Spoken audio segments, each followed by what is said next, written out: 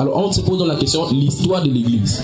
Comment l'histoire de l'Église s'est déroulée depuis le 1er siècle? Derrière cette histoire se cachent beaucoup de choses pernicieuses qui sont glissées. D'où la nécessité de comprendre l'histoire de l'Église. Si on ne sait pas ce qui s'est passé, on ne pourra pas comprendre pourquoi on est en train de dénoncer. Par conséquent, on ne pourra pas savoir comment se préparer pour l'avenir. Les nouveaux Jean-Baptiste, aucun système religieux ne les a fabriqués. Dieu les a formés dans l'homme. Les nouveaux Jean-Baptiste, ils sont le produit divin de l'école du désert de la vie. Les nouveaux Jean-Baptiste, le rhéma de la parole de Dieu leur est adressé. Les nouveaux Jean-Baptiste, cette femme était en train de louer le Seigneur. Elle dit, oui, vous louez le Seigneur, mais la façon dont vous vous habillez, Dieu n'aime pas. Dieu n'aime pas. Et ces autres sœurs, ne les écoutez pas. Elles louaient seulement le Seigneur, elles louaient seulement le Seigneur. Et les deux femmes disaient, oui, vous louez le Seigneur, mais la façon dont vous vous habillez, Dieu n'aime pas. Et les autres femmes ne les écoutaient pas, elles continuaient à louer le Seigneur. Tout ce que le Créateur a mis dans l'univers est parfait et n'a pas besoin d'être modifié. Tout ce que le Créateur a mis dans l'univers n'a pas besoin d'être modifié par quiconque. Et quiconque touche à ce qui a été mis de façon parfaite par le Créateur de l'univers touche à la souveraineté. Jésus lui dit, toi, tu es docteur des hommes d'Israël, tu ne connais pas ces choses. Il a dit à Jésus, tu es un docteur venu de Dieu. Parce que la doctrine de Jésus ne venait pas d'un homme, elle venait de Dieu. Donc, la cérémonie de consécration des hommes de Dieu, des serviteurs de Dieu que vous voyez là, c'est un héritage de l'église catholique romaine. Donc, tu as quitté Babylone, tu es encore entré dans Babylone. La réforme finale de l'église. La réforme finale de l'église. La réforme finale de l'église. La réforme finale de l'église. Il transforme son ennemi en ami. Mes amis, il faudrait qu'on puisse s'engager à fond, car Jésus revient bientôt. Il viendra chercher une église sans tache ni ride. Es-tu prêt, mon ami? Es-tu prêt, mon ami? Car il viendra, il frappe à la porte de ton cœur. Si tu l'entends, ouvre la porte et il rentrera. Il va souper avec toi. Alléluia. Viens, oh Seigneur, Seigneur, viens en moi, viens en moi, viens en moi, viens en moi, Esprit, viens.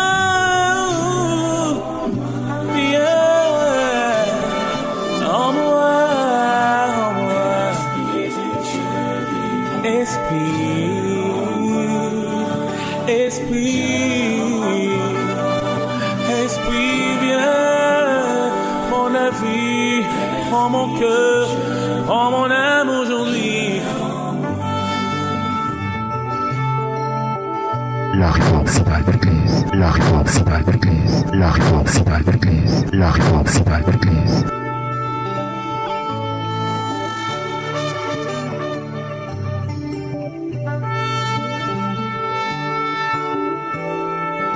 Que le Seigneur te bénisse.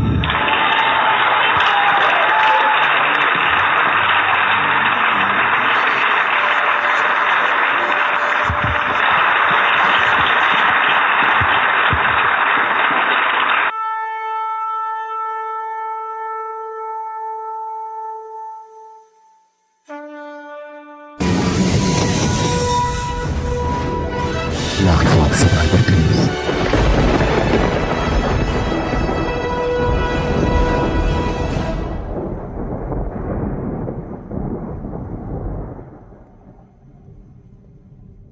Seigneur, nous te remercions parce que tu es un bon Dieu.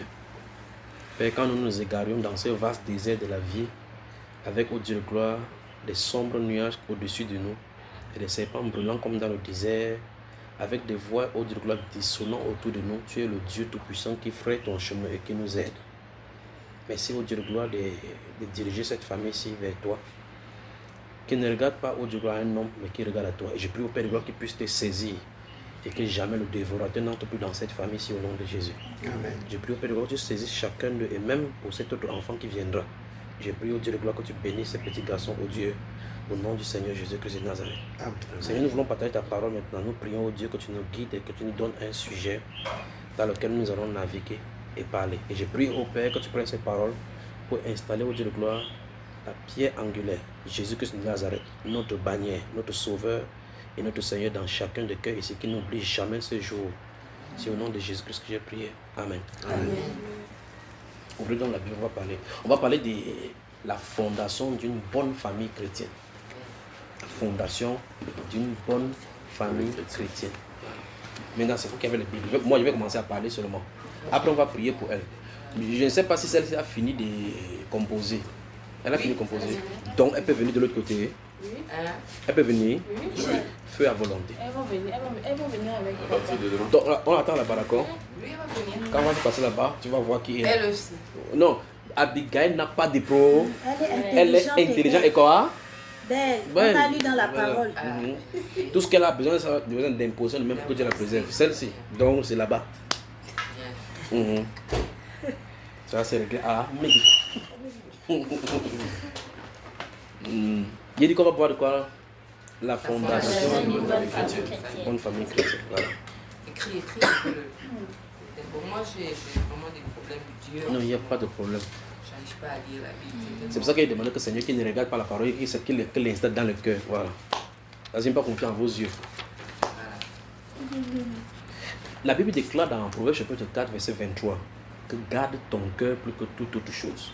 C'est le cœur qu'on doit préserver. Parce que même si tes yeux sont fermés, tu peux prier avec ton cœur. Même si on attache ta bouche. Si tu restes tranquille comme ça, personne ne peut préserver ton cœur. Mais on ne peut pas perturber mon cœur. Parce que quand vous êtes là où vous parlez, je suis en train de prier. Même comme je te parle comme ça, je suis en train de prier ici. Là, le point-ci, personne ne peut me dérober de cela. Donc même si tu coupes ma main, ici tu ne peux pas pénétrer. La seule chose à faire, c'est que tu mets le couteau pour que tu me cesses de vivre. Et si tu m'enlèves comme ça, que je cesse de vivre, je vis pour toujours avec le Seigneur. Amen. Vous voyez? Donc le cœur, il faut le garder. Vos yeux, vous allez faire n'importe quoi, vous allez voir des choses bizarres. Mais le cœur, ça doit être gardé. Parce que c'est le lieu où le Seigneur veut habiter. Donc, nous allons voir la fondation d'une bonne famille chrétienne. Remarquez bien le titre. La fondation d'une bonne famille chrétienne. Pas seulement la fondation d'une bonne famille. Parce que si on prend la terminologie, la fondation d'une bonne famille, c'est ici, c'est ici. C'est ici qu'on navigue dans la Bible. Si on prend la terminologie, la fondation d'une bonne famille, on pourrait prendre les standards du monde. Mais j'ai dit bonne famille chrétienne. C'est-à-dire, bibliquement parlant, qu'est-ce que la famille chrétienne doit faire? Mais là, je parle de la fondation. Je ne vais pas parler de la vie. Donc, je vais placer les fondations. Sur cette fondation-là, vous allez vous y bâtir. Parce que j'ai entendu un crochet là. Quand vous êtes dans le catholicisme, vous vous réveillez à 3 heures et vous priez. Avec le chapelet, sans savoir ce que vous priez. Donc, on va prendre cela et puis on va voir que vous pourrez également utiliser cela. Sans ajouter les chapelets, les choses qui ne viennent pas de la Bible. Mais vous pouvez maintenant faire la même chose, c'est-à-dire dans la même période, mais avec les bases solides maintenant qu'est la Bible. D'accord? Bon. Lorsqu'on parle d'abord de fondation, donc je suis en train de parler de la fondation d'une bonne famille chrétienne. Après, il va vous donner des passages. Depuis l'Ancien Testament jusqu'au Nouveau Testament. Je vais d'abord parler de Dieu. Il y a quelqu'un qui est censé venir. C'est qui? Lui aussi peut venir. Non? Oui, Brad. C'est toi qui as dit que tu t'éloignes d'ici, n'est-ce pas? Non. Viens alors. Oh. Michel donne. Il a la chaise, il va venir Non, avec la chaise. je dis, lui aussi pourra venir, non? Oui. Non, lui là. Non, laisse-le se promener. Lui n'a pas de Parce que problème. non. Viens ici, mon frère. Il est. Viens ici. Veillez que le téléphone ne sonne pas, d'accord? On parle. Je ne dois pas durer pour longtemps parce que après on va prier là.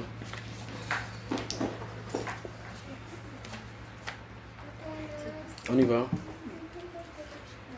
Au fur et à mesure, je vais donner des passages bibliques. Et si le Seigneur permet qu'on lise quelque chose, on va lire. Mais je vais vous donner pour que vous écrivez certains versets, d'accord? Vous notez comme ça, par derrière, vous pourrez les regarder. À regarder le monde maintenant, vous allez voir vraiment que l'une des grandes fondations de la Bible que le monde est en train de toucher, c'est la famille. Vous allez en Europe, on est en train d'enseigner la théorie déjà aux enfants. On interdit aux parents de dire à un enfant que tu es une fille, tu es un garçon. Pour que le garçon, il peut grandir, il se dit désormais qu'il est une fille dans le corps d'un garçon. La perversion. Vous allez voir un enfant qu'on a adopté quelque part, qu'on va le mettre dans une famille où l'homme, il y a un homme et un homme comme couple. Une femme et une femme comme couple. Comme ça, cet enfant-là, voilà une génération de perdus qu'on a comme ça. Mais Dieu a une fondation qu'il a placée. En créant l'homme et la femme, il a destiné l'homme et la femme à la procréation. Et par conséquent, à répercuter cette relation homme et femme dans la vie des enfants. Lorsqu'on voit dans les Saintes Écritures, dans Genèse chapitre 2, Dieu dit, c'est pourquoi l'homme quittera son père et sa mère et s'attachera. Ça parle de lien là maintenant, ça c'est au chapitre 2, Genèse verset 18. Genèse chapitre 2 verset 18 et suivant, il dit, l'homme quittera son père et sa mère et s'attachera à sa femme et les deux deviendront une seule chair. La parole là élimine la polygamie. Ça élimine le lesbianisme, ça élimine l'homosexualité. Par cette parole-là, toute la fondation des théories humaines sont désavouées. Donc, ça veut dire, si on parle de la fondation d'une famille chrétienne, on va se baser sur la fondation qu'a placée le Seigneur.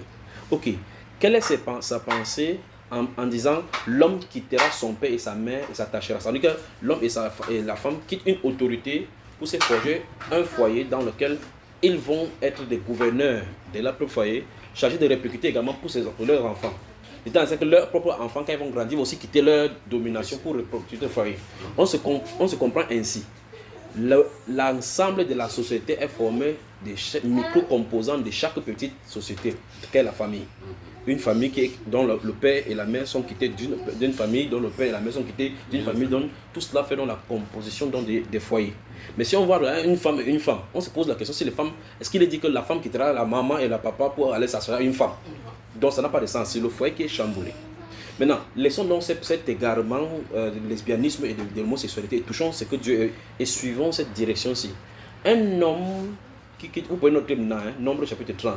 Nombre chapitre 30. Parce que je vais dire, citer ce qui se trouve. Au fur et à mesure, je vais dire et puis je vais donner les versets. Un homme donc qui quitte son père et sa mère et s'attache à sa femme. Quand il dit s'attache à sa femme, on dit les deux deviennent une seule chair. Il n'y a plus de secret. Il n'y a plus de séparation. Il n'y a plus de séparation possible. Il n'y a plus de séparation, il n'y a plus de secret. Les deux sont une seule chair, ça veut dire qu'en unisson, ils font ce qu'on appelle la fusion pour reproduire l'image de Dieu. Reproduire l'image, non seulement l'image, mais la volonté de Dieu. Parce que la procréation, ça veut dire qu'il permet à la volonté de Dieu de placer un autre être humain sur la terre. C'est pour ça qu'interrompre donc un être humain sur la terre dans sa venue, c'est interrompre le plan de Dieu pour un individu qui sera en train de venir. Vous pouvez imaginer que pour une femme qui avorte sur la terre, l'enfant, si cet enfant était destiné à accoucher 800 000 personnes, c'est que cette seule interruption a fait. Elle a tué près de 800 000 personnes, sans compter que ces 800 000 personnes devaient aussi reprogrammer. Elle a tué toute une population mondiale. Donc un seul avortement égale un crime contre l'humanité. Un seul avortement. Maintenant, n'en parlons pas maintenant quand ce sont les sorciers qui sucent les enfants. Donc quand ces deux personnes se mettent ensemble, la Bible dans ces nombres chapitre 30 là nous montre, je vais vous donner une note parce que je vais citer ce qui est trouvé juste parce qu'on va dans la Bible, ça c'est l'Ancien Testament. La Bible nous montre ici que la femme est sous l'autorité. C'est pour ça que la Bible déclare que si une femme, quand une femme sera dans la maison paternelle et qu'elle fait un vœu, c'est ce qui est expliqué là-bas, et qu'elle fait un vœu et que son père n'ayant pas conscience, tout ce qu'elle va faire, elle peut dire qu'elle va jeûner. Son père n'est pas au courant, mais elle est dans la maison de son père. La Bible déclare que si son père entend et ne dit rien, tout ce qu'elle a fait, si elle a dit qu'elle va jeûner un mois, elle va jeûner un mois. Mais si le jour son père est au courant et dit, arrête ton jeûne là, il veut que tu me fasses un travail, elle doit arrêter. Mais elle ne se rendra pas coupable de ce qui est sorti de sa bouche. Par cet enseignement-ci, Dieu veut montrer que la femme n'est pas faite pour être seule, elle doit être gouvernée. En fait, depuis le chapitre 3 de Genèse, la Bible avait dit, tes désirs se portera vers ton mari et elle gouvernera, il dominera sur toi. Pas le machoïsme, ce que les hommes font là, non, c'est pas de cet autoritarisme là. C'est dans l'amour et la cohésion qu'elle se soumet et que le mari applique l'amour et la fidélité dans sa vie. Et les deux donc font la volonté de Dieu. Donc dans ce Nombre chapitre 30, Dieu dit quand une femme est dans la maison paternelle, elle est sous couverture de son père. Mais la Bible déclare, le verset suivant dit, si elle quitte la maison paternelle et se trouve chez son mari. Donc on voit clairement qu'une femme quitte l'autorité parentale pour l'autorité maritale. De telle enseigne que la femme, en réalité, toute femme qui est seule est un danger pour la société.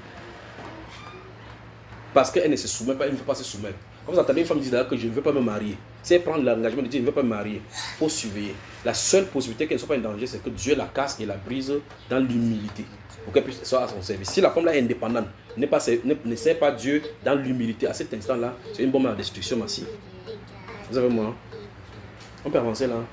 C'est donc pour cela que dans le Nouveau Testament, on dit que même que les jeunes veuves se marient, qu'elles aient des enfants et autres là-bas. Parce que les jeunes veuves dans l'église de Corinthe et Éphèse là, quand ils étaient jeunes, ils disaient elles faisaient j'aurais souhaité prêcher de l'autre côté là, je ne suis pas prêché, je dois prêcher ça avec liberté.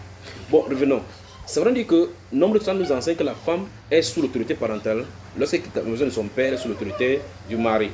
Mais ça veut dire que Dieu a mis une histoire, une autorité dans le mari pour contrôler les femmes sur la terre. en même temps sa femme. En même temps, quand ce sont ta fille, tu contrôles ta fille. Pourquoi tu veilles sur sa fille? Parce que ça veut dire que malgré qu'elle gueule, c'est pour ça que l'égalité prônée par l'Europe là-bas n'a pas de sens. Malgré qu'elle gueule n'importe comment, il y a une insuffisance en elle du fait qu'elle n'est pas la création directe. Elle est une création substitut. Parce que Dieu a créé d'abord toute la création. Et la Bible explique le pourquoi elle doit être protégée. Parce qu'on dit que la femme n'a pas été créée à cause de l'homme, mais l'homme n'a pas été créé à cause de la femme, c'est la femme qui a été créée à cause de l'homme. Donc la femme a été donnée comme un besoin, une satisfaction pour l'homme, pour combler et pour l'aider à accomplir sa destinée. Vous avez moi? Maintenant, qu'est-ce que cette femme-là va faire? Le Nouveau Testament nous explique, vous pouvez encore noter une fois de plus, 1 Corinthiens 11, il donne seulement les chapitres. 1 Corinthiens 11. Notez 1 Timothée 2. 1 Timothée 2. Voilà. Chaque fois qu'il donne les passages, je vais citer les versets dont je les commence. Parce que au fur et à mesure, quand je vais parler, je vais discuter quoi. Maintenant, dans 1 Corinthiens 11, on dit toutefois, l'homme n'est point sans la femme. Car de même que l'homme est tiré, la femme, vous êtes, toutefois, l'homme n'est point sans la femme. Parce que de même que la femme a été tirée de l'homme, parce qu'à l'origine, on l'a tirée de l'homme. Mais désormais, à partir de ce premier exemple, l'homme ne vient pas dans le monde sans la femme. Et tout cela vient de Dieu. Ça veut dire, malgré que la femme a cette insuffisance, l'homme ne peut pas se combler lui-même sans la femme. Depuis que le décret a été fait, le premier couple a été mis sur pied. L'un a besoin de l'autre. L'état c'est que personne ne peut tirer satisfaction. Si quelqu'un tente de tirer satisfaction sans l'autre, la Bible parle donc des péchés contre nature. C'est ce que Romains chapitre 1 le dit. Vous pouvez noter également, c'est Romains chapitre 1. Dans Romains chapitre 1, il est clairement dénoncé tout ce qu'on a de vivre dans ces moments-ci. On y va. Dans la procédure dans le processus de mise en place donc, de la volonté de Dieu au travers de la famille, Dieu s'attend donc à ce qu'un homme prenne une femme. C'est la base dans la base. C'est pour ça qu'on dit dans Genèse 2, il est question de la monogamie. De deux, il faut que les deux comprennent l'un et l'autre, chacune sa position. Que l'homme comprenne qu'il est le chef et qu'il est censé aimer seulement sa femme. Et que la femme sache qu'elle se doit la soumission à son mari. Dans ces caractères-là étant compris dans la volonté de Dieu, comme 1 Corinthiens 11 le dit, j'ai dit là-bas que je veux que vous sachiez que l'homme est le chef de la femme. L'homme est le chef de la femme et que la femme est le Christ est le chef de tout homme. Maintenant, dans cette cohésion, dans cette hiérarchie placée dans le gouvernement de Dieu, il y a donc la reproduction des enfants. Quand les enfants entrent en scène, les paramètres de la maison changent.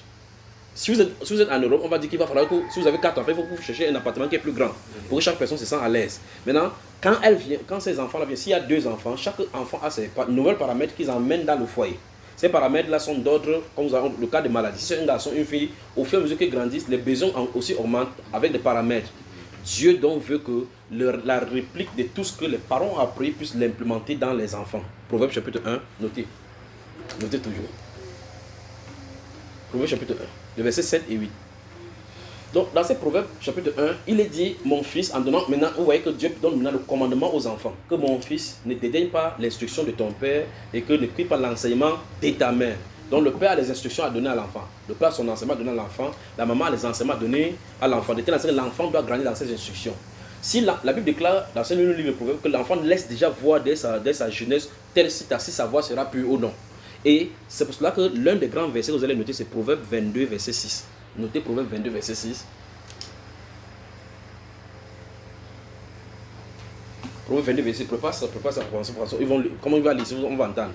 Et notez aussi virgule, verset 15. Vous y êtes. Que Dieu vous bénisse. Donc, je vais quitter les parents. J'ai déjà placé la fondation du parent. Je suis passé sur les enfants. Quand il va finir maintenant, on va voir l'interaction entre la femme. J'ai vu l'interaction entre la femme et l'homme. La femme se doit soumission à l'homme. L'homme se doit d'être amoureux de sa femme seulement. Et puis maintenant, on a les enfants. Quel est le regard des parents sur les enfants? Comment ils vont faire? Quand on va finir de placer cela, ce sera les 4 piliers. Donc, les enfants d'un côté, le papa d'un côté, la maman d'un côté, Dieu d'un côté. C'est ça les 4 fondations qui forment la charte donc, de la fondation familiale. D'accord? On va sortir donc avec les décrets et les anciens donnés de la part du Seigneur pour l'un et l'autre. Verset 6 du chapitre 22, écoutez ici. Instruis l'enfant selon la voie qu'il doit suivre. Oui. Et quand il sera vieux, oui. il s'en détournera pas. Prenons un exemple, un parent qui passe le temps dans le sexy. Quand l'enfant voit et s'habille comme ça, c'est comment? C'est impudique. Il s'habille impudique, de façon impudique. Quand l'enfant va grandir, à partir de 16 ans ou là-bas, quand elle est attirante là-bas dehors, on voit qu'elle est sexy. Elle a copié où? Chez ses parents. Si ses parents. Vous voyez le problème où on se retrouve maintenant. Ça se passe que de façon directe ou indirecte, le parent peut influencer l'enfant. En fait, les premiers modèles des enfants, ce sont les parents. Ça veut dire que si le parent ne fait pas attention, il peut lui-même envoyer son enfant en dérision. Et quand l'enfant commence à être rébellé, et quand cet esprit saisit l'enfant commence à dire, tu as vu ça où? C'est Novelas qui t'a fait ça. Alors que c'est elle-même, elle a copié de Novelas. Elle est une évangéliste de Novelas sans se rendre compte qu'elle a été enseignée une nouvelle, même quand la télévision était. Donc, mais qu'est-ce que ça se doit? Les parents non se doivent donc, parce que comme on a dit, l'instruction du père, l'enseignement de la mère. La maman doit vérifier l'enseignement qu'elle doit véhiculer de façon claire.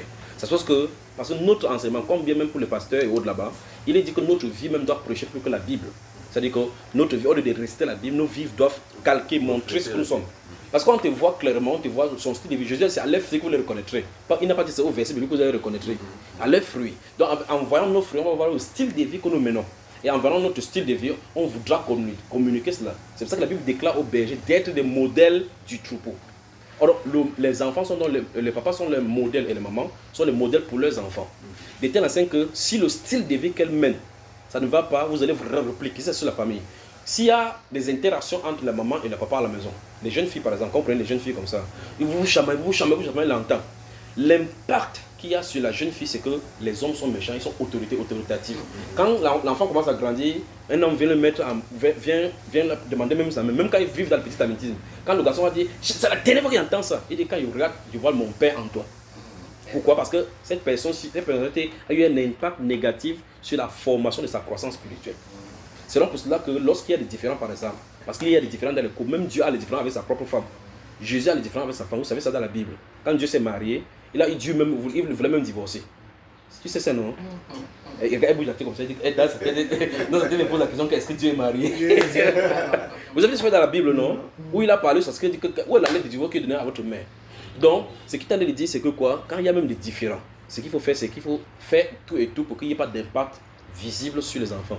Parce qu'il peut y avoir des différends parce que vous changez, mais les éclats des voix, on va voir cela dans les sectes. Je ne peux pas m'arrêter ici, donc il va falloir que j'essaie de me calmer. Donc les éclats des voix doivent être circonscrits. Parce que la Bible déclare qu'il n'y a même pas des éclats de voix parmi vous. Alors, ça veut dire pour le bien de ces enfants, parce que vous ne pouvez pas voir l'impact de façon à court terme. C'est à long terme que les séquelles-là ont des répercussions graves. Quand il y a des choses comme ça, il faut aller attirer l'attention, vous pouvez envoyer les enfants quelque part. Et puis vous expliquer, en mature, chérie, je ne suis pas d'accord sur tel point. Qu'est-ce que tu en penses ici? Et puis on voit là. Parce que ce que j'essaie dans la résolution des conflits des couples, c'est que dans les 99% des cas où il y a le choix à faire, la femme a toujours raison en réalité. Mais l'homme souvent, généralement, impose son point de vue en tant qu'homme. Mais très souvent, l'homme cogne sa tête, les beaux sortent. Comme l'homme est orgueilleux, il ne veut pas demander pardon en disant que tu étais pour les hommes qui sont galants, demandent pardon à leur femme en disant, chérie, ici tu avais raison. Et quand un homme voit sa femme une fois, deux fois, trois fois faire des choix, et que c'est son choix, et lui qui avait échoué, là désormais je te passe la main. Quand je dis passe la main, ça ne veut pas dire que tu es désormais le chef de la maison. Parce qu'il y a la délégation d'autorité. Même dans le cas du gouvernement, si le président peut pas signer un décret, il peut demander au Premier ministre que le représentant à tel endroit, il a délégué.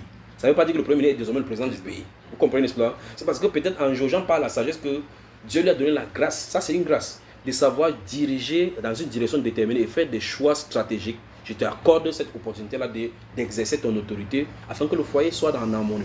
Mais si l'homme, malgré qu'il n'a pas la grâce de pouvoir faire de bons choix visibles et dans la visibilité pour le bon bien-être de la famille, il se targue en disant que j'impose ma volonté. Si c'est pour investir par exemple chaque fois, vous investissez chaque fois et puis vous échouez. La famille sera dans la prospérité. Vous ne pouvez pas avancer. Donc il est des fois où malgré que vous avez l'autorité, vous cédez une portion de cette autorité-là, comme dans les conflits, dans la gestion des conflits souvent. Il y a des gens où le monde doit faire des compromis pour l'avancement. N'est-ce pas ce que vous comprenez? Souvent, quelqu'un me heurte, moi je demande pardon à cette personne pour que la paix se calme. Pour tout le temps, c'est la personne qui a tort. Plus tard, quand la personne va voir qu'elle avait tort, elle dit, ah, c'est plutôt moi qui devrais te demander pardon. Vous avez moi? Donc, verset 22, chapitre 22, verset 6 qu'il vient de lire, il dit, instruis l'enfant selon la voie qu'il doit suivre. La question c'est, quelle est la voie que vous devez faire suivre à l'enfant? Vous comprenez? Savez-vous que vous restez ici, voici la télévision ici devant nous, nous sommes au sol. Vous faites 90 minutes devant Novelas. Dans un film, il y a ce qu'on appelle le scribe. Et le scribe est articulé avec plusieurs thèmes que vous ne percevez pas dans les films. Il y a des thèmes sur la drogue, des thèmes sur la sexualité, des thèmes sur l'homosexualité, sur les autorités, ainsi de suite. Ce seront les phases qui s'y trouvent là-bas. Le plan de l'enfant à l'intérieur, le subconscient de l'enfant ne capte pas ce que vous captez. Ça capte tous les messages cryptés qui sont là-bas et ça inscrit cela dans leur ADN. De telle enseigne, pendant que vous allez de voir comme ça le film, l'enfant voit comment un enfant réagit vis-à-vis de ses parents. Pendant que vous allez de voir ce que le parent dit à l'enfant là-bas. L'enfant voit comment il se comporter. On voit là comment l'enfant a demandé quelque chose aux parents. Le parent a dit, oh, je ne fais pas, l'enfant a tapé la porte. Cette colère-là entre dans l'enfant. Vous ne savez pas. Subitement, l'enfant commence à chanter à la maison. Quand il demande quelque chose, il commence à vouloir utiliser l'autorité, comme il a vu dans le film. Qui a fait, c'est vous qui lui avez installé ça. Sans vous en rendre compte. Vous pensez que c'était bien de lui mettre le film pour que vous voyez là, mais sans vous en rendre compte, vous avez donné cela à l'enfant. Un temps, quand l'enfant derrière vous mettez le film d'action, quand il sort là, quand le film finit, ce qu'il a vu là-bas, vous entendez prendre un bâton d'abord sur vous, tu dis, ne joue pas avec ça. C'est qui lui a demandé de jouer. C'est toi qui as fait cela. Voilà l'éducation. Justement, il dit parce que la Bible dit, instruis l'enfant selon la voie qu'il doit suivre. Dieu ne dit pas que selon la voie qu'il peut suivre, il dit qu'il doit. Donc l'enfant t'a été donné en mission dont Dieu va te demander des comptes. C'est vraiment dire que l'éducation des enfants vous incombe. Et qu'est-ce que Dieu attend donc? Le Deutéronome chapitre 6. Deutéronome chapitre 6.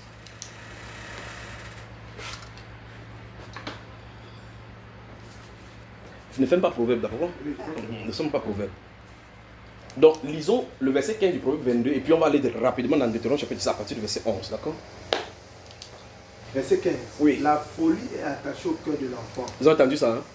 On a dit la folie est attachée. On n'a pas dit la folie pourra être attachée.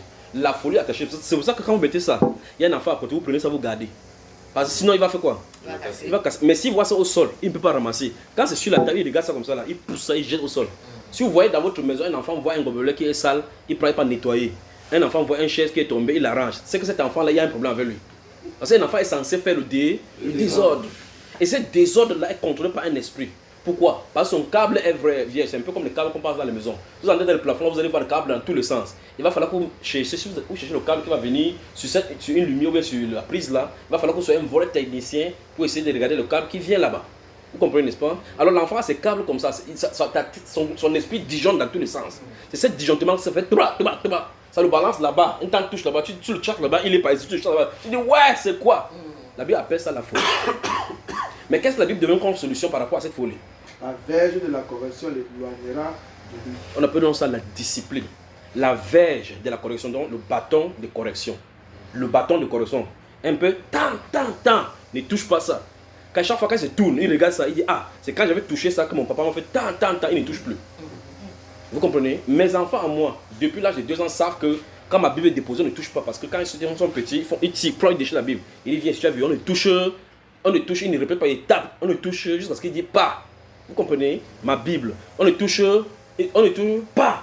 Après, il laisse comme ça. Il met encore la main là, je tape. Il met la main, il me regarde pour voir vraiment dans son esprit, dans sa folie. Il essaye. Quand il fait, il tape, il dit qu'on ne touche pas ça. Après, désormais, je laisse la Bible ouverte là, je pars. Il va autour de la table, je le suivais à distance. Il voit la Bible, il fait comme ça. Il dit non. Il a assimilé qu'on ne doit pas toucher la Bible. Mais s'il laisse la Bible, il veut déchirer la Bible. Une fois, il dit oh mon Dieu, mon enfant, ne fais pas ça. Pour quelqu'un maintenant dit que arrête la magie des blancs. Vous comprenez? Oh, ne fais pas ça. C'est pour cela que vous voyez que les enfants les dépassent. À un moment donné, ils prient seulement que 18 ans arrive juste. Que 18 ans arrive, tu sors de ma maison. Pour encore quelqu'un dit Dieu n'a pas demandé que tu chasses ton enfant de la maison. Parce que chez les Européens, c'est que quand tu as 18 ans, tu peux maintenant sortir. Mais Isaac était 40 ans dans la maison de son père. Mais aujourd'hui, c'est que quand tu as 18 ans, sors de chez moi. Finalement, quel est le rapport? Vous voyez que Satan a fait tout pour briser la famille. On a déjà installé dans la tête des gens que 18 ans, tu es majeur, va faire ce que tu veux. Par conséquent, toutes ces choses-là que l'enfant a enfuies en lui depuis 16 ans, où on l'étouffe avec « Non, ne fais pas ça, Dodi, tu vas te faire mal, oh là là, ne touche pas !» Quand l'enfant ne touche pas, ça veut dire que toute la somme des folies que Dieu a dit qu'on éloigne de lui depuis la naissance, tu n'as pas fait. Quand il sort 18 ans, bam, tu entends que l'enfant est trafiquant de drogue. Bam, l'enfant a fait telle chose. Bam, il a attrapé la maladie. C'est encore toi qui avais le souci. Quel est le problème? On s'est éloigné de la loi de Dieu. Donc, tout parent qui est en Europe, par exemple, tu es en Europe, tu ne peux pas corriger ton enfant. Si tu corriges, la police va venir t'arrêter. De deux choses l'une, ou tu rentres chez toi, ou tu corriges, tu pars en prison. Parce qu'en réalité, c'est toi qui vas rendre compte de l'éducation de ces enfants, pas ces autorités-là. L'autorité ne sera pas devant Dieu pour dire pourquoi tu as tapé ça, tu as empêché. Ils vont rendre compte à Dieu en tant qu'autorité qu'ils ont été en conflit avec l'autorité des lois de Dieu. Mais toi, en tant que parent, tu dois tenir ferme. Parce qu'une seule personne peut tenir ferme. Une femme a tenu ferme aux États-Unis lors de la ségrégation royale. Elle a refusé de céder, je crois que c'est en Afrique du Sud, c'est là-bas, de céder sa place. C'était aux États-Unis. De céder sa place à une blanche que je ne quitte pas ici. Ça a fait ce que ça a fait. Ça lui a coûté ce que ça a coûté. Ça a amené à la révolution et puis ça a bougé là-bas. Donc, une seule personne peut tenir ferme au point de sa vie et puis on dit, ah, revoyons cette loi. Mais chaque personne se cloître chez eux. D'autres amènent au sous-sol et tapent. Ah, mais si tu demandes, j'étais tapé, hein. Je vais te un peu donner souffler, il tape comme ça, après cherche le truc pour qu'il n'y ait pas le truc. Je vais te taper, les scènes doivent sortir, tu vas voir qu'on ne fait pas cela. Parce que Dieu a dit, la verge de la correction l'éloignera de lui. Dieu dit donc aux parents de corriger les enfants. Mais le plus loin, la Bible va installer que la verge de la correction ne peut pas tuer l'enfant. Qu'on tape l'enfant pour le corriger, pas pour le tuer. La Bible nous dit que même Dieu lui-même, comme il nous aime comme ses enfants, il nous châtie. Mais pas pour notre monde, mais pour que nous participons à sa sainteté. Donc nous-mêmes, dans notre égarement spirituel, on fait des choses que Dieu ne veut pas. Dieu utilise ses moyens, ses chicottes à lui pour nous châtier, pour nous corriger, pour que nous vivions dans la bonne voie. Vous me suivez? Oui. Donc voilà donc les paramètres que les enfants ont avec nous. Donc les vrais parents qui ont les vrais problèmes, c'est quand toi-même en tant que parent, tu ne connais pas les bases de la Bible pour inculquer aux enfants. La seule chose que tu vas faire, c'est que tu mets le film là-bas, que regarde le film, pour que le film le tue. En fait, le film le tue. Il voit le tenter jusqu'à ce qu'il doit à côté du tenter, il dit ouais. Il a dormi, le type s'y dérange. En réalité, tu as fait endormir sa folie. Quand il va se réveiller le matin, même chose commence encore. Donc finalement, au lieu de corriger l'enfant comme la Bible déclare, tu le drogues. Parce que ce que tu fais, c'est droguer. J'ai encore vu un autre parent plus grave. Quand l'enfant dérange, il lui donne la bière avec le mélange au whisky. Et le gars boit comme ça, après il saoule. Il dort seulement. Il est en train d'augmenter les démons à sa folie. Quand l'enfant va grandir, tu vas dire que non, je donne le biberon. Il dit, je veux ce qu'il fait là, 90 degrés. Vous comprenez là où on se retrouve avec ces sociétés-ci. Donc il est temps que nos fondations, votre maison, puisqu'il s'agit de vous, que vous soyez basés sur la parole de Dieu. Je vais vous donner des piliers, donc comment faire. D'accord? Deutéronome chapitre 6, lisons le verset 11. Deutéronome chapitre 6. Souvenez-vous que nous sommes en train de voir la fondation d'une bonne famille chrétienne. Deutéronome chapitre 6, verset 11. Oui. Et suivant. Ok. Tu posséderas des grandes et des Lis. Que tu n'as point bâti des maisons qui sont pleines de toutes sortes de biens et que tu n'as point rempli des citernes creusées, que tu n'as point creusé des vignes et des oliviers, que tu n'as point planté. Lis. Lorsque tu mangeras, écoutez bien. Écoutez, tu rassasieras. Garde-toi d'oublier l'Éternel. Garde-toi d'oublier l'Éternel.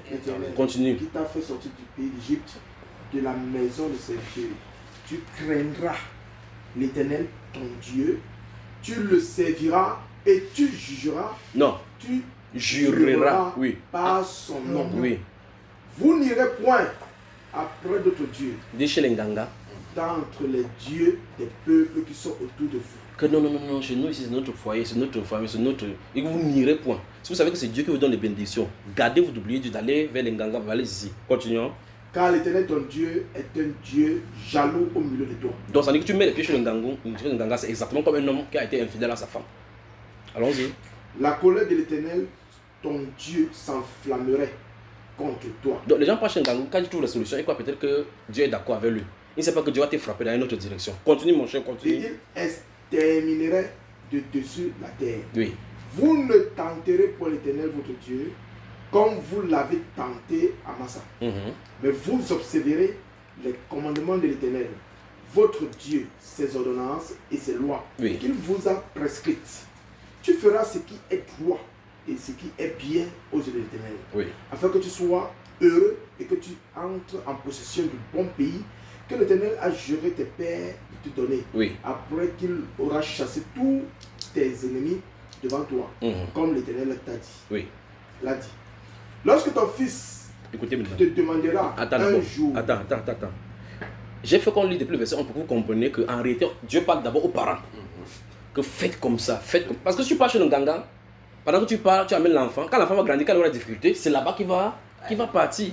Donc Dieu commence à dire, faites attention, ne pas me tenter. Je suis un Dieu jaloux, sinon je vais t'exterminer de dessous de la terre. Donc ça veut dire que faites ce qui est juste et droit devant Dieu. Ça veut dire que chaque fois quand dans un foyer vous voulez poser un acte, posez-vous la question, est-ce que ceci est droit et bon devant le Seigneur? Vous aurez notre numéro, si vous voulez faire n'importe quelle chose et que vous voulez savoir si c'est écrit dans la Bible, vous pouvez nous demander. D'accord? On va vous guider dans le passage. Vous remarquez que depuis des jours, je ne lis pas la Bible. D'accord? Parce que ce qui est écrit dans la Bible là-bas, du début jusqu'à la fin, c'est que la Bible déclare sur chacune des choses sur cette terre-ci. Alors donc, ça veut dire que si vous avez n'importe quoi et que vous voulez prendre une décision, vous voulez vérifier si cette décision est conforme à la volonté de Dieu ou pas, vous nous contactez, on va vous dire ceci, la Bible dit ceci, la Bible condamne ceci, d'accord? Maintenant, après avoir dit ceci aux parents, de ne pas faire telle chose, de faire attention, de ne pas déshonorer Dieu en allant vers les dieux étrangers, il dit maintenant pour les enfants. Vous remarquez qu'il touche d'abord les autorités familiales, puis il touche maintenant les enfants qui en sont les décolateurs des autorités familiales. Qu'est-ce qu'il dit? Que signifient ces préceptes, ces lois et ces ordonnances que l'Éternel... L'enfant pouvait dire que maman, pourquoi tu lis la Bible? Pourquoi tu sais ceci? Pourquoi tu sais ceci? Vous comprenez? Oui.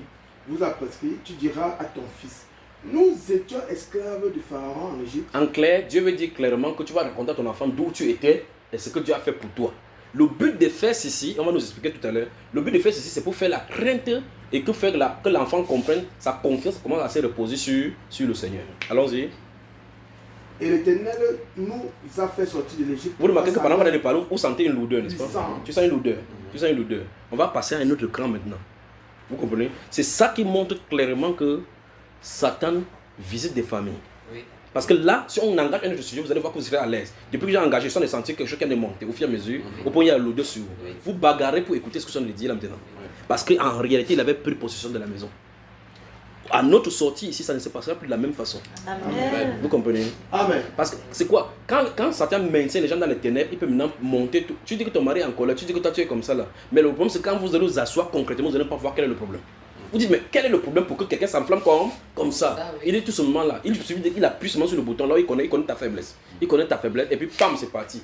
Vous regardez bien en réfléchissant, en y réfléchissant, vous ne trouvez pas quel est le problème. Il faut que ça cesse aujourd'hui au nom de Jésus. Amen. Vous entendez? Ok. Donc, après avoir parlé de la fondation de bonne famille, nous allons nous mettre à genoux ici. On va demander le nettoyage. Que le Seigneur lui-même met le socle et va vous consacrer votre maison et vous-même entre les mains du Seigneur. Comme ça, désormais, vous allez prendre le renouveau avec de l'envol comme de l'aigle. D'accord? Allons-y. Donc, l'enfant demande aux parents que signifient ces choses-ci. Le parent va expliquer aux enfants, nous étions en Égypte et l'Éternel nous a fait délivrer par un monde puissant. Donc, il a dit concrètement que implémentez à l'enfant ce que vous avez vécu avec le Seigneur. C'est ce qu'il a dit d'expliquer. Dites à l'enfant que j'étais comme ça là. J'ai lu la Bible, j'ai dit, en tout cas votre expérience. Parce que pour Lucas, il est question des Juifs qui avaient vécu en Égypte et que Dieu les a fait sortir par la même puissance. Or, ils ont des enfants qui n'ont pas connu ça. C'est eux les parents qui ont vécu cela. Dieu leur demande donc, vos enfants vont vous demander, mais quelles sont ces pratiques-ci que vous vivez? Qu'est-ce que Dieu veut dire? Dieu veut dire que si vous ne donnez pas ces pratiques-ci, l'environnement dans lequel l'enfant se trouve, il va prendre des informations. Peut-être si l'enfant ne connaît pas ce Dieu-là, il va aller chez les gangas normalement, pas comme tous les autres le font. Et ça fout donc de mettre un frein là-bas en donnant ce qui est vrai à l'enfant. Allons-y. L'Éternel a opéré sous nos yeux des miracles et des prodiges grands et désastreux contre l'Égypte, contre Pharaon et contre toute sa maison. Et il nous a fait sortir de là pour nous amener dans le pays qu'il avait juré à nos pères de nous donner. L'Éternel nous a commandé de mettre en pratique toutes ces lois et de craindre l'Éternel, notre Dieu. Vous entendez? Afin que nous fussions toujours heureux et qu'il nous conserva la vie comme il le fait toujours aujourd'hui. Nous aurons la justice en partage si nous mettons soigneusement en pratique tous ces commandements devant l'Éternel notre Dieu comme il nous l'a ordonné. Lorsque l'Éternel ton Dieu t'aura fait entrer dans le pays dont tu vas prendre possession et qu'il chassera devant toi beaucoup de nations, les Héthiens, les Girgasiens, les Amoréens, les Cananéens, les Phérésiens. C'est bon, notez aussi le chapitre 11. Notez, comme ça vous-même vous allez lire. Là, on va lire ça en famille. Notez, il peut avancer. 6, 11, oui. Allons-y maintenant. Non, ça c'est le 6, 11. Il dit maintenant notez Deutéronome 11, cette fois-ci, le chapitre 11. Prépare Éphésiens, chapitre 6 et Colossiens.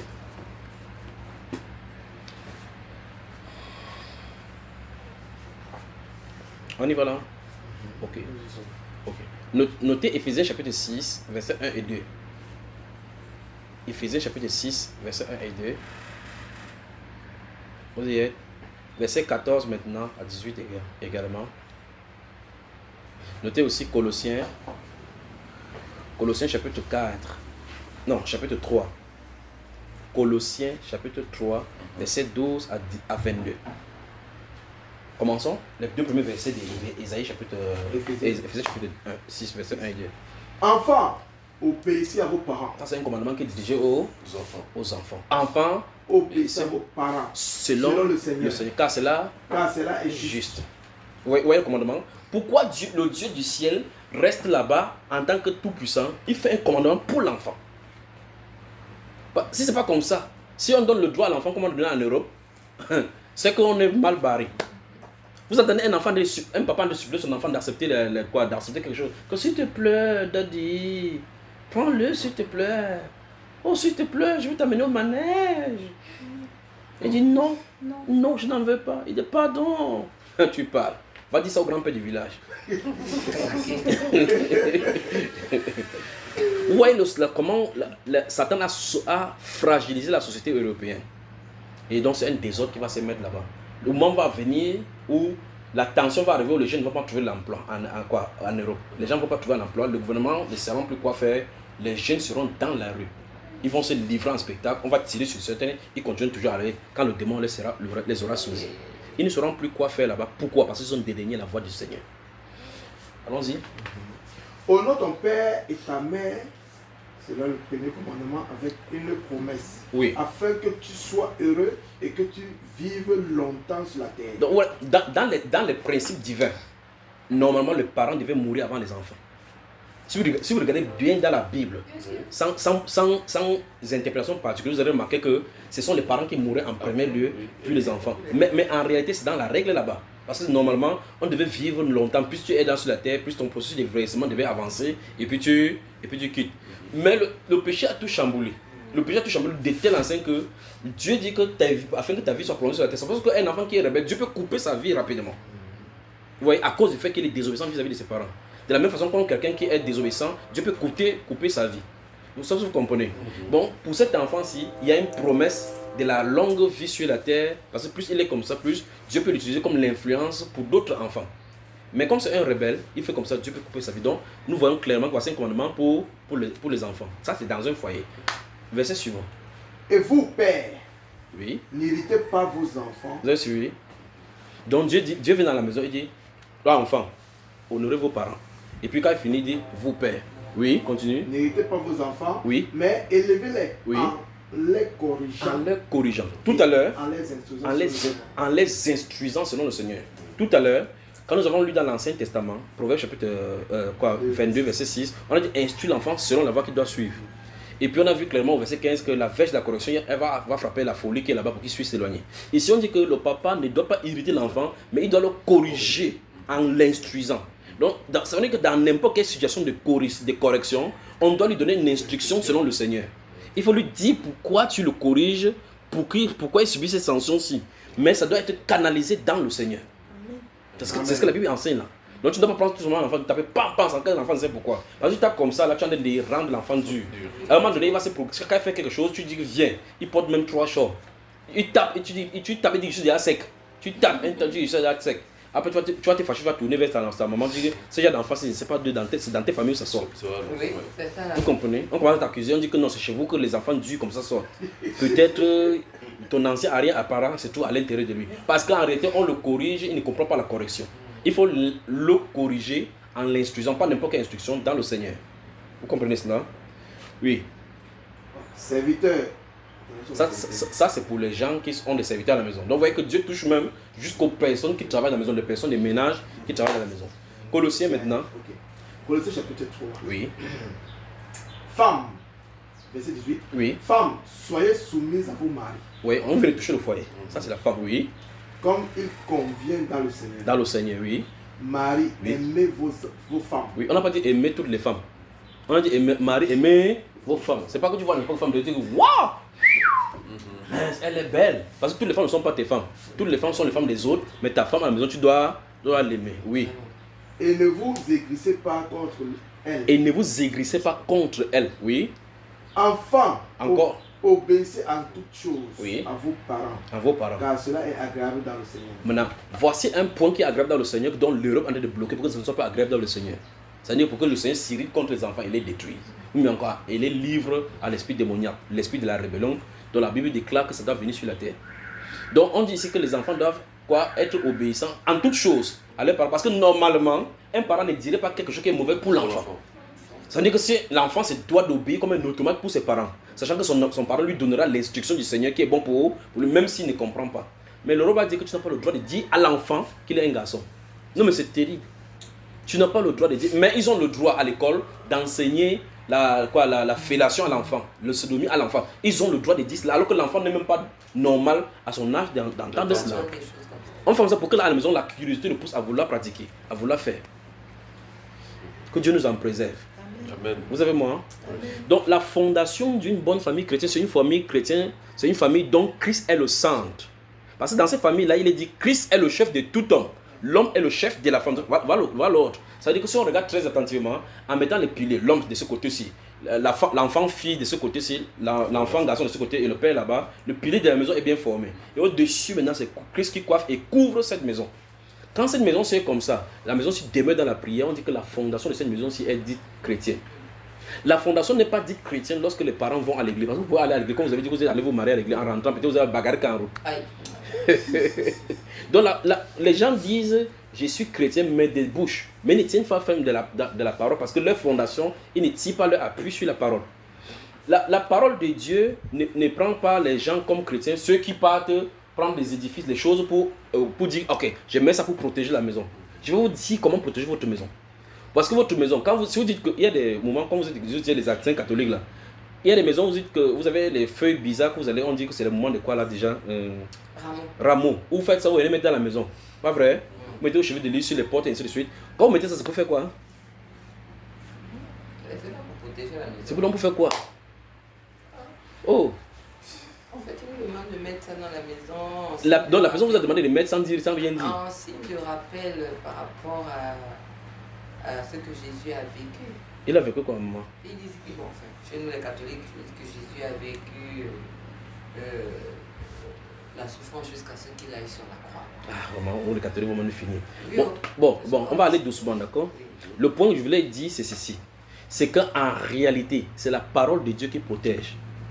Et ce n'est pas la parole qu'on écrit sur les murs. Ce n'est pas la parole qu'on écrit sur les tricots. Ce n'est pas la parole qu'on écrit. Parce que si tu mets ta Bible sur le... Comme les gens vont là, tu ouvres ta Bible, tu déposes sur toi, tu dis il me protège. Satan va te gifler. Parce qu'il lit lui-même la Bible. La parole qui protège un être qui est sur la terre, c'est lorsque la relation est établie avec le Seigneur. Cette parole-ci, lorsque c'est dans ton cœur. Dans ton cœur, quand tu la relâches avec foi. C'est ça qui fonctionne contre le monde spirituel. Donc si tu prends la Bible, tu commences à lire comme ça, en même temps tu as des idées, ça ne va pas, tu prends le sel béni, tu veux, ah Satan! Le sel béni, ça ne les effraie pas, parce que c'est eux qui inspirent ça aux prêtres. Vous savez moi, hein? Tu prends la croix avec quelqu'un qui se sort, Jésus dit, Seigneur, et tes chats. En tout cas, vous avez vu le film des, comment ça s'appelle là-bas, la femme, le démon prend même la propre croix là-bas, il pique ça sur le prêtre. Jésus a dit dans la parole, voici les miracles qui accompagnent ceux qui ont cru. En mon nom, ils chasseront des démons. On ne chasse pas les démons avec des gadgets. Ce n'est pas la parole de la foi qui est dans ton cœur qu'on le fait. Proverbe chapitre 3, notez. Donc, la famille étant fondée sur Christ, c'est-à-dire qu'ayant mis leur confiance en Christ, et donc Christ est le chef, nous reconnaissons que Christ est l'autorité de cette maison. Quand Christ est l'autorité de cette maison, ça veut dire quoi concrètement? Ça suppose que nous qui sommes ses sous-chefs, ces éléments, vous appelez quoi, les subalternes, nous ne devons pas prendre quelque chose qui va en contradiction avec l'autorité. Je crois que dans le monde, dans une entreprise, mais dans l'État, le ministre de l'Éducation ne peut pas prendre quelque chose qui ressort du prérogatif du Premier ministre. Il ne peut pas décider comme ça et dire que je nomme quelqu'un au secrétaire services centraux et extérieurs du ministère des Relations extérieures. Parce que ce n'est pas de son pouvoir de le faire. Mais le chef de l'État a pouvoir. Il peut nommer dans tous les strates de gouvernement parce qu'il est loin à la tête. Quelqu'un de la tête ne peut pas dire que j'ai changé l'autorité qui est à côté du Premier ministre. Je ne sais pas si vous comprenez. Donc de la même façon, si nous sommes en Christ, nous devons comprendre que c'est Christ qui est notre tête. C'est Christ qui est notre tête. Avant de prendre n'importe quelle décision qui incombe à ma vie et à la vie de la famille, je dois d'abord vérifier si c'est dans mes prérogatives. C'est-à-dire que c'est à mon pouvoir de le faire. Si ce n'est pas du pouvoir du Seigneur. En quelque sorte, en posant des questions ou bien en posant des actes, je dois vérifier si oui ou non, c'est en accord avec la parole de Dieu. Vous avez moi? Ici, on va conclure maintenant comment se faire protéger. D'accord? C'est le passage qui nous donne comment se faire protéger. On ne se protège pas avec l'huile bénite, ni avec le sel béni, ni avec l'eau bénite, ni avec les chapeleurs. C'est pas ça. En tout cas, compter, quand tu vas compter, quand tu vas dormir, toi tu vas comprendre comment on t'appuie avec la chaîne là sur le cou. C'est pour vous montrer que ce n'est pas ça. Parce que la chaîne va être sur ton corps physique, sans qu'il y ait de foi dedans. Or, c'est par la foi que le monde spirituel est touché. C'est pas par la chair. Vous suivez, n'est-ce pas? Alors ici, ce que nous allons lire maintenant, ça va toucher l'esprit. Proverbe chapitre 3. Proverbe chapitre 3, on va finir là maintenant. Proverbe chapitre 3, nous allons lire verset 20 et suivant. Verset 20. Oui. C'est par sa science que les abîmes se sont ouverts. Oui. Et que les nuages distillent la rosée. Verset 21. Mon fils. Écoutez encore une fois de plus. Mon fils. Que ces enseignements ne s'éloignent pas de tes yeux. Lis à haute voix, mon frère. Mon fils. Oui. Que ces enseignements ne s'éloignent pas de tes yeux. Vous avez entendu?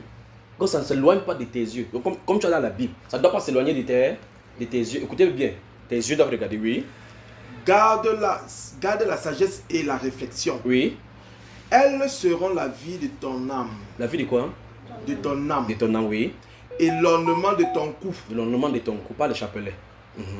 Alors tu marcheras avec assurance dans ton chemin. Dans ton chemin, oui. Et ton pied ne heurtera pas. Ton pied ne heurtera pas. Si tu te couches, oui, tu seras sans crainte. Tu seras sans crainte. Alors, tu vois que quand tu as compris cela, tu peux dormir sans problème. Mais si tu peux mettre le chapelet sur la porte, le jour où tu viens, tu ne trouves pas le chapelet, toutes les paniques est là parce que tu sais que ton chapelet n'est pas là. Mais pourtant, si la parole est dans ton cœur, quand tu dors avec ton cœur. Vous voyez? Donc, vous remarquez que l'assurance de se coucher sans avoir peur de l'attaque vient du fait que vous êtes en cohésion parfaite avec la Bible. Vous avez moi? Oui, continue. Il dit quand tu seras couché, si tu te couches, oui, tu seras sans crainte. Et quand tu seras couché, ton sommeil sera doux. Ne redoute ni une terreur soudaine, ni une attaque de la part des méchants. Voyez? Car l'Éternel sera ton assurance. Vous avez suivi? Donc la parole de Dieu traite contre les esprits. La Bible déclare que la parole de Dieu est vivante, efficace, plus tranchante que l'épée quelconque, séparant âme et esprit, jointure et meurtre. Alors tandis que c'est la parole vivante dans ton cœur qui peut chasser des démons. L'autre jour quand on faisait la délivrance, vous avez vu, on a utilisé quelque chose. Non, on a commencé au nom de Jésus-Christ de Nazareth, toute puissance des ténèbres qui se ici, sortez. Vous avez vu les manifestations. Oui. Voilà. On n'a pas utilisé le sel, ni des croix pour dire, oh, on t'effraie, le démon. Le démon n'a pas peur de la croix. Parce que c'est eux-mêmes qui avaient inspiré ça aux démons, aux Romains qui avaient tué Jésus. Vous me suivez? Bien plus, Jésus n'est plus sur la croix. On dit qu'il est ressuscité et il est à la droite de la majesté divine. Donc ça dit que sa croix, les représentations là, ce sont les choses que Dieu a interdites. Donc ici, le point central, c'est que Dieu veut que dans chaque famille, que les personnes prennent l'appui pour la Bible. Quand la Bible, si vous commencez à méditer le matin, comme vous avez dit tout à l'heure, le matin quand vous vous réunissez maintenant, ne mettez pas de chapelet dedans, ni quoi que ce soit de mari là-dedans. Mettez-vous à genoux. Remerciez le Seigneur pour la nuit. Soumettez la famille à Dieu, la journée à Dieu. Soumettez quand les enfants vont à l'école. Vous ne savez pas avec quel enfant, de quelle franc-maçon ils vont aller à l'école. Les enfants peuvent aller comme ça, ils rentrent avec les démons. Ils rentrent avec les maladies. Tu ne sais pas où l'enfant a porté cela. Donc vous priez pour les enfants, vous priez. Vous prenez un verset, vous lisez. Vous demandez au Seigneur la grâce pour cette journée.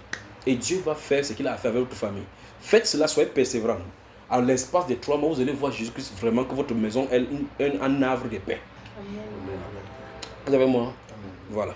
Que Dieu vous bénisse. Amen. Donc je vais m'arrêter là. On va se mettre à genoux. Je vais demander pardon pour toutes les actions et les choses que ce soit passées dans cette maison, d'accord? Et puis on va soumettre cette maison au Seigneur. Parce que s'il ne m'arrête pas là, je vais continuer jusqu'à 19h.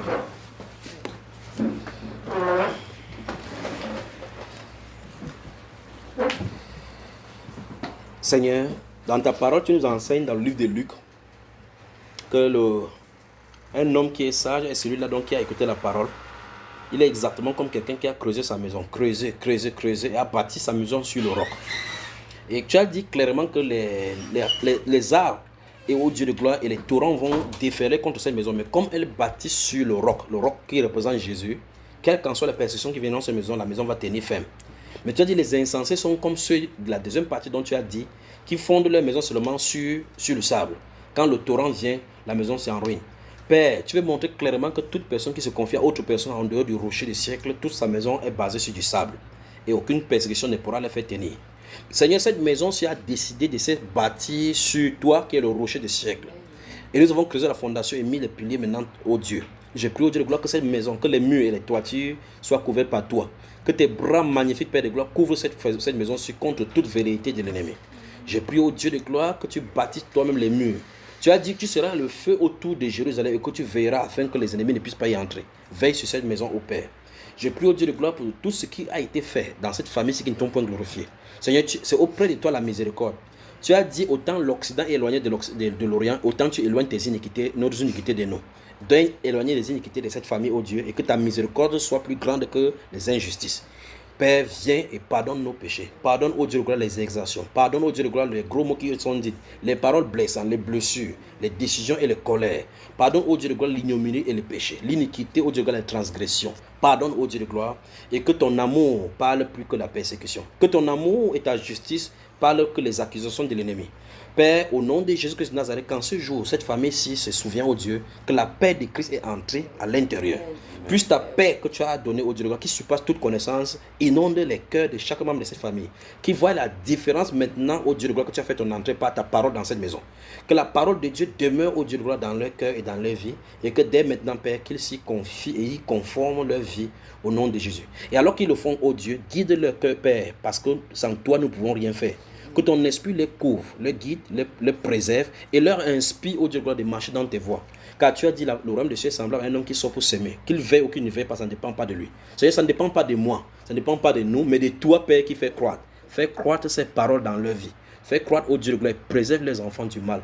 Donne-leur, au Dieu de gloire, une famille victorieuse, qui soit une représentation de la fondation d'une famille chrétienne. C'est au nom de Jésus-Christ que nous avons prié. Amen. Amen. Que Dieu vous bénisse. Que Dieu vous bénisse. Que Dieu vous bénisse. Que Dieu vous bénisse. La femme dans la sainteté, nouvelle édition, nouvelle forme. Ouais, c'est ça, nouvelle forme.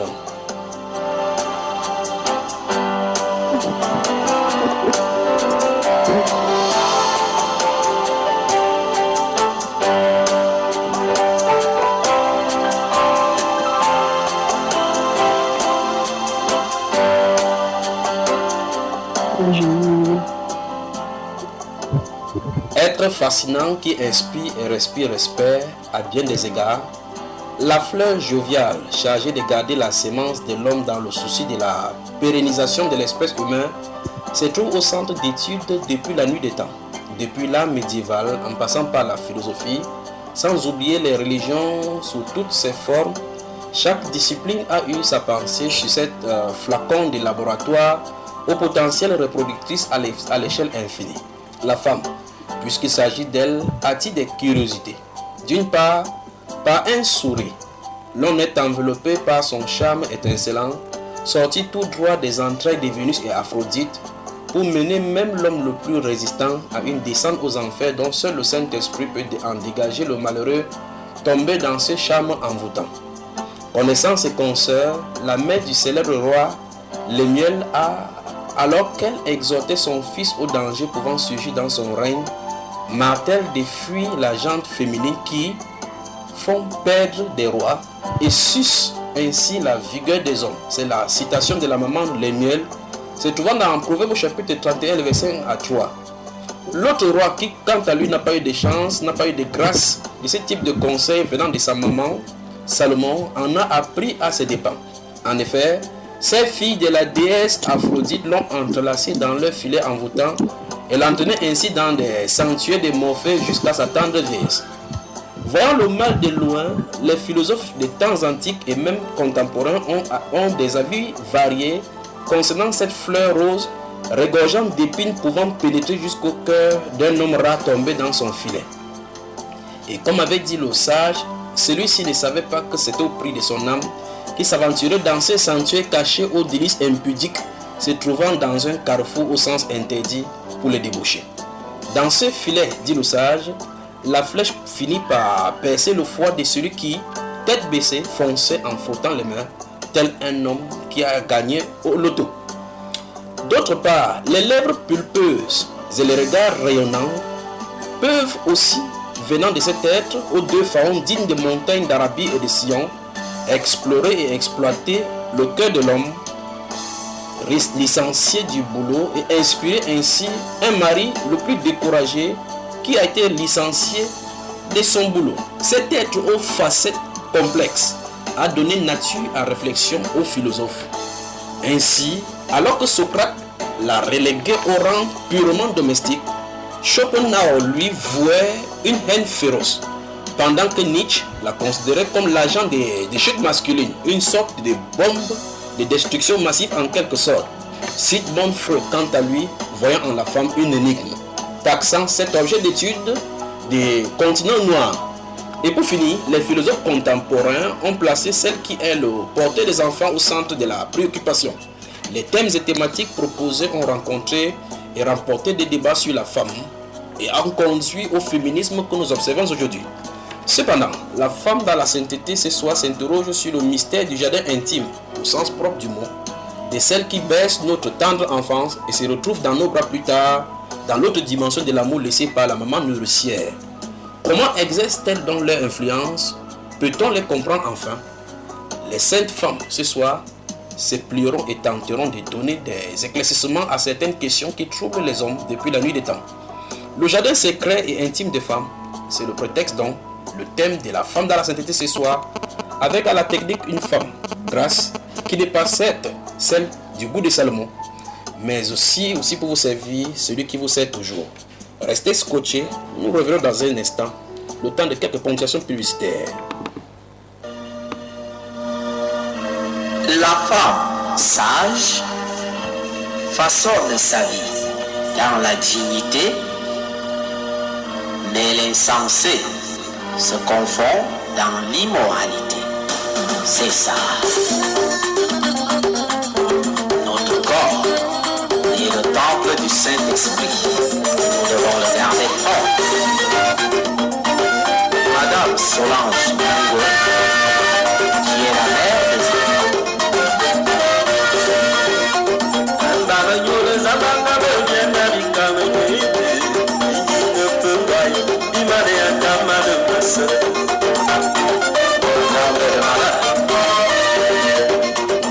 Le trésor de diamants que Dieu nous a donné pour le glorifier et pour notre bien.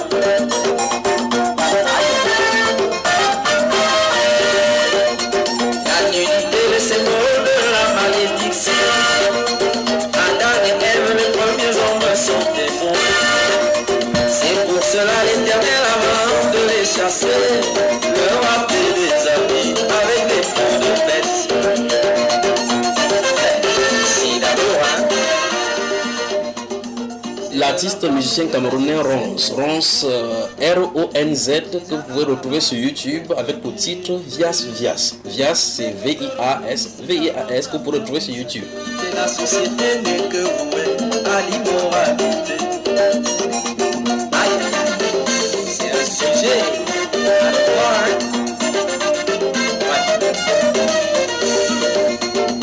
On les voit exposer le corps de l'homme sans se soucier des dégâts que cela cause à la société. Les viols, les obsessions, la destruction des mariages qu'autant elles aimeraient, elles peuvent aussi caser. Ah bon, tu veux te marier, hein?